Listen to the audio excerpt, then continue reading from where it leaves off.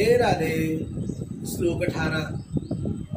अंतवंत इमे देहा नितस्योक्ता शरीर अनाशिनोस्ते प्रमेयस्य तस्मादुस्य भारत।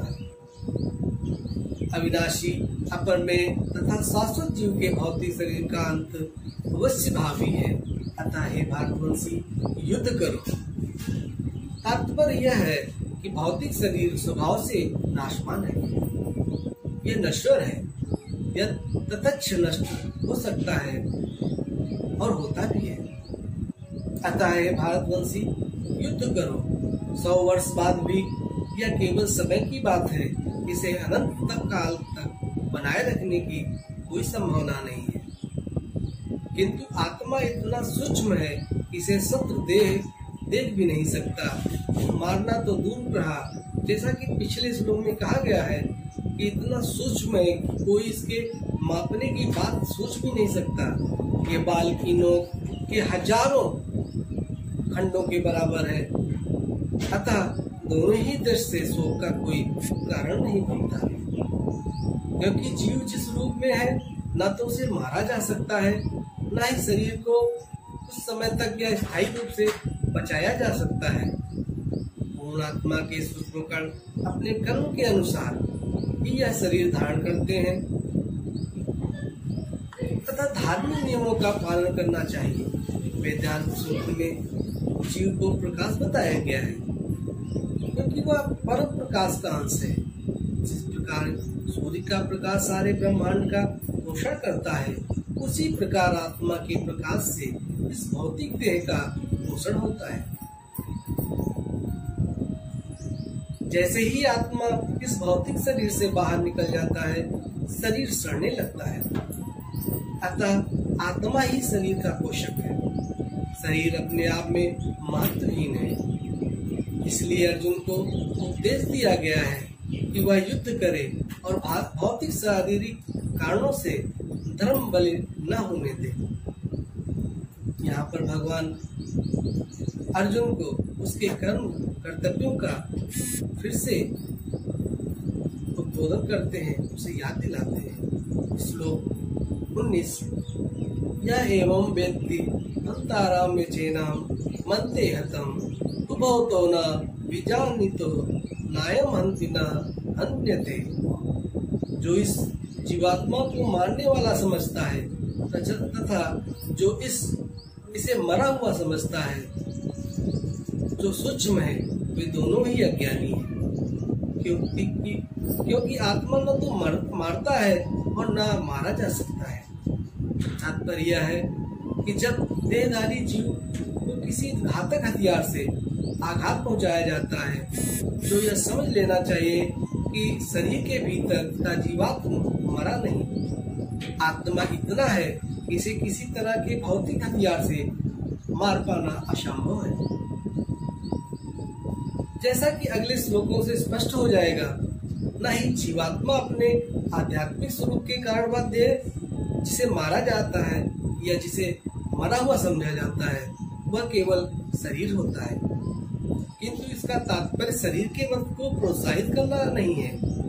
वैदिक आदेश है माहिस्ताम सर्वभूतान, किसी भी जीव की हिंसा नहीं करनी चाहिए। न ही जीवात्मा अवध्य है, का अर्थ यह है कि पशु हिंसा को प्रोत्साहन देना चाहिए। किसी भी जीव के शरीर का अनाधिकार हत्या करना निंदनीय है और राज्य तथा भगवत विधान के द्वारा दंडनीय भी है। किंतु अर्जुन को तो धर्म के नियमानुसार मारने के लिए नियुक्त किया जा रहा था, किंतु पागलपनवश वह यह नहीं कर रहा था, उसे माया ने जकड़ रखा था। श्लोक 20।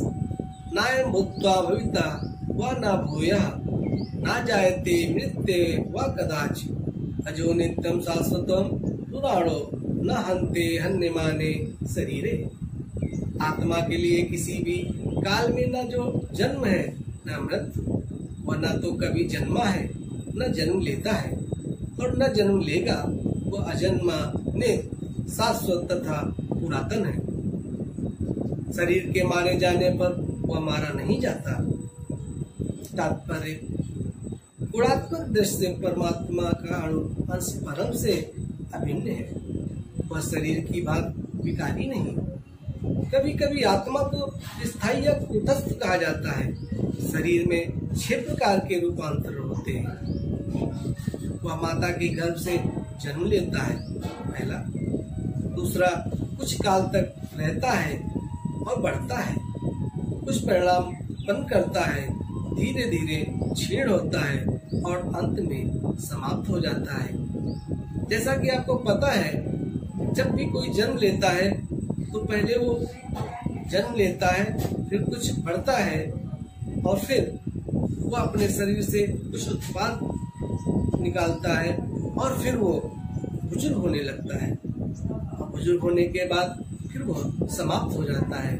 इस प्रकार एक जीवन का 6 चरण के ये बिंदु होते हैं जिन्हें हर व्यक्ति को पूरा करना पड़ता है। तो यहाँ पर भगवान कृष्ण को बता रहे हैं कि जो ये नश्वर शरीर है, ये सभी के साथ 6 बार वो अपने अपने पड़ाव को पाता है और फिर यह शरीर नष्ट हो जाता है। आत्मा अजन्मा है किंतु वह भौतिक शरीर धारण करता है। अतः शरीर जन्म लेता है, आत्मा तो जन्म लेता है, न मरती है। जिसका जन्म होता है उसकी मृत्यु भी होती है, और चूंकि आत्मा जन्म नहीं लेता अतः उसका न तो भूत है, न वर्तमान है, न भविष्य है। वह नित्य है, शाश्वत तथा सनातन है।